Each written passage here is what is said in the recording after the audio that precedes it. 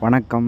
இன்றைக்கி வீடியோவில் என்ன பார்க்க போகிறோங்கன்னா, சிபிவிசி லைனு அவுட்டர் லைன் அடிக்கிறதுக்கு பார் கிளாம்ப் எல்லாமே ஃபிக்ஸ் பண்ணி வச்சுட்டோம். பார்த்திங்கன்னா தெரியும். இதெல்லாமே வந்து பார்த்திங்கன்னா பிவிசி ஃபிட்டிங்கு.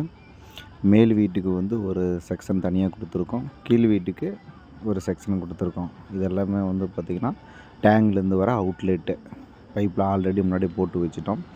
இது வாலில் தான் வந்து எல்லாமே பார் கிளாம்ப் போட்டு தான் நம்ம அடிக்க போகிறோம். இது வந்து சிபிவிசி பாருங்கள் எல்லாமே போட்டு அடிச்சாச்சு. ப்ரெஷர் மோட்ரு வருது. ஃபஸ்ட் ஃப்ளோருக்கு ப்ரெஷர் மோட்ரு ஃபிக்ஸ் பண்ணிக்கிட்டோம். கிரவுண்ட் ஃப்ளோருக்கு நார்மலாக இருக்கிற மாதிரி பாருங்கள். இது வந்து ground floor set. Solar fix பண்ணியிருக்கிறேன்னு சொல்லிடுறாங்க. அதுக்கு வந்து சோலார் அவுட்லெட் லைனு. இது பார்த்திங்கன்னா ஃபஸ்ட் ஃப்ளோர் செட்டுங்க. சிபிவிசி லைன் போட்டிருக்கோம். 2 டேங்க் வந்து பார்த்தோன்னா கழுவி விடுறதுக்காக 2 அவுட்லெட் கொடுத்துருக்கோம்.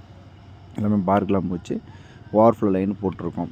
இந்த பில்டிங் ஒர்க் பார்த்திங்கன்னா இது அதுலேயே அவங்க இன்னொரு பில்டிங்கு. இது லைன்லாம் ஆல்ரெடி நாங்கள் அடிச்சிட்டோம். அதனுடைய அவுட்புட் பார்த்திங்கன்னா உங்களுக்கே தெரியும். 2 மோட்டர் லைனு, நல்ல தண்ணி ஒன்று, உப்பு தண்ணி ஒன்று, சோலார் ஒன்று.